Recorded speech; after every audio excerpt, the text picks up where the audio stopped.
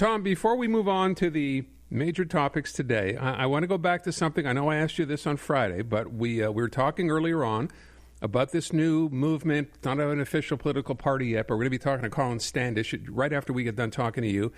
Now, I think I asked you on Thursday or Friday, what about someone like you getting involved in this? And I remember you're not real big on this movement so far, but I want you to hear a point that a caller made, and I think this is valid, suggesting, because the question was, would you consider voting for a party like this, or are you still better served by voting for the Provincial Liberal Party?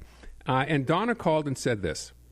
I would like somebody like Tom Mulcair would be one person. He's, well-versed in politics. I mean, Jean Charest's flipping back and forth. So can Tom Mulcair. Perfectly bilingual, very smart, writes for the Journal. I mean, why not? So the idea there, Tom, is simply to say if this party had someone of that stature at the top of it, at the head of it, that might make more people consider voting for it. What do you think? I heard those very kind words from Donna, and I say a big thank you, because it was very gracious, and it was nice to hear, because, you do this sort of analysis and commentary work, and it's nice for people to remember your time in politics. But for me, that's intentional, using the past tense. I'm not in politics anymore. I'm here to use my 40-plus years experience to comment, to try to give perspective, to explain what's going on.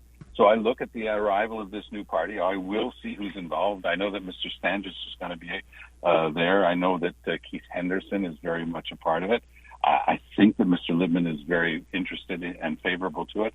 I just comment on this stuff. So I'm not going to ever, again, get involved in active politics. It's literally no interest to me anymore, simply because I've done my time. Or to to quote the Prince a couple of years ago, I've done my bit. And so I get to stand back and give comment and analysis and try sometimes to help people maybe understand what's under it. This new political party, and it is a new political party, when it gets launched, they'll have registered, they'll have figured out a name that doesn't rhyme with anybody else's. I talked to a lot of people in the community who were very frustrated around Bill 96. Most of them now are very satisfied to find out that the Liberals have pulled back from their hesitation and their waltz around whether or not they'd support 96. Many of them still can't believe what happened. Today's Gazette has a tremendous article that summarizes the inside stuff that you and I have had a chance to talk about before, but I think they did a great job of setting it down and explaining to people how this absolute mess up, not to use a stronger language, occurred. And unfortunately for him, even though you try not to personalize things in politics, it's a person who did it, and it was, David Birnbaum, along with Anne David. She's already announced that she's not running.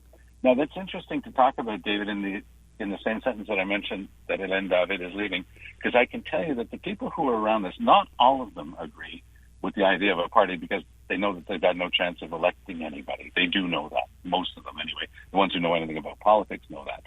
But the other ones are there to try to prove a point. And part of the point that they want to prove is they don't want the Liberal Party to be off and doing crazy things like this, and again, if they ever want to see support from the community. So that more mainstream view, and they have been part of these discussions since day one, they're saying, as long as Anglade is willing to talk to us and we get a chance, but it's quite clear that Kathleen Weil, or as she calls herself, we knew her as Kathleen Weil, but Kathleen in NDG, Kathleen Weil, she's not going to be running again. No. There are lots of seats in and around, the core areas of the Montreal English-speaking community that are going to come up for grabs. So, again, the more seasoned people, the more reasonable ones are saying, if we were able to be part of the discussion with the Liberals and have a chance to have people in there who understand the community better than what we've been getting in the past, that could go a long way to assuaging bad feelings.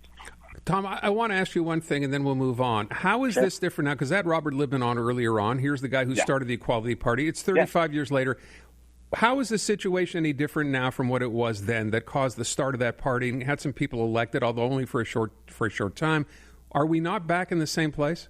Not at all.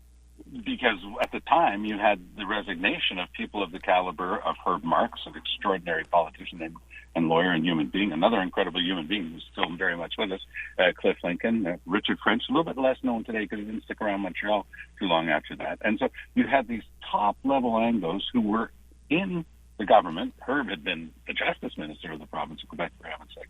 So they were just hanging up their skates and saying, we want nothing more to do with the Liberal Party and we won't run with them, simply because they had broken a fundamental promise around Bill 101. So when the Supreme Court ruled in the Brown shoe case saying, yes, it is a breach of the fundamental rights under the Constitution to say that you can't add another language, they came up with these bizarre inside-outside rules and they weren't going to allow most of the signs to be bilingual, contrary to the hard and fast promise of the Liberals. So that was a key breach of good faith with the Liberal Party, led to the resignation of some serious people, and others in the community said, we're not going back to you under these circumstances. None of that has happened here.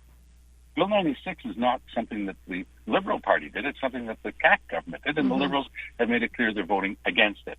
So anybody who tries to make that comparison wasn't around at the time and doesn't understand that the comparison and simply doesn't hold water. Okay.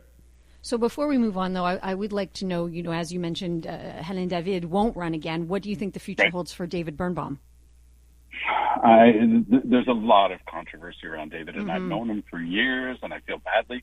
Because on a human level, you can make observations and give commentary, but at the end of the day, if it's somebody that you know and you quite like, and I always like David, but this is such a monumental failure. And he was still trying to justify it. Yeah. And even though he's the one who got to give the decision by the Liberals that they're going to move away from it, I can tell you that there are people who have voted for him in the past who are exceptionally upset with what he did, especially given the fact that instead of moving away from that stinking pile, he kept saying, no, it smells like roses. And no, it didn't. Yeah, and that Gazette article, for people who might have been on the fence, is just going to make that seem even worse, to find out that it was the Liberals' role idea. In this, yes, unfortunately, there's no way for him to move away from it. I mean, he could basically try to explain it and maybe apologize for it, but in the community, people are saying, you didn't speak to anybody. You never spoke to anybody in the CEGEP system. You didn't consult a single person. Everything was concrete as who could get seniority under the collective agreements to how many kids would be in the schools and how this would affect your marks. This is you and I spoke about this, Natasha and Aaron, the three of us spoke about this on day one, saying you're heading for medical school. You need every single grade. This is the toughest competition there is, or law school. And you're going to be told, well, no, your marks aren't high enough because you had to take, your physics and your calculus and your biology in French, which has never been part of the bargain.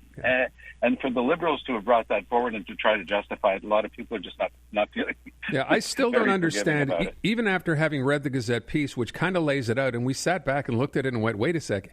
They were about to vote for something that said only Francophone and Allophone students would have to do this, and then volunteered that English students should do this? I mean, at some point, can they act that independently, Hélène David and David Birnbaum, and not have to go back to the premier and say, hey, or to the leader of the party and say, hey, here's what we're thinking of doing? I mean, is that the kind of independence they have?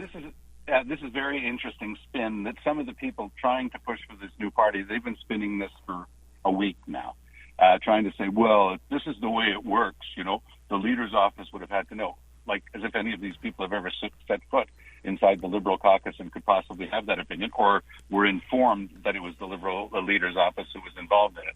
I can tell you, because I spoke with them, I had to go to air the next morning with Andrew Carter at 7:30, and I had to have an answer, and I got two, actually, people willing to talk to me before that first interview in the morning with Andrew, and they both confirmed that people in and around Anglade were extremely upset about this, because nobody had said, why don't you make this even tougher for Anglos than what the CAC is proposing?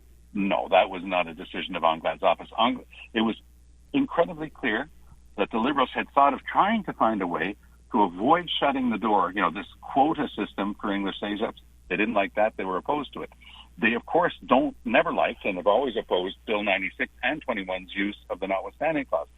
So when they were spinning an idea like that, it was to avoid having any rules limiting access to English CEGEPs, and it was a way to try, and they would never have gone for it if they still had the notwithstanding clause. So when they went for this idea and pushed it themselves, and there was still the notwithstanding clause, and there was still a limit on access to English CEGEPs, which was bringing Bill 101 into the CEGEP system, which is exactly what the hardliners have been pushing for. No, that never came from Anglade.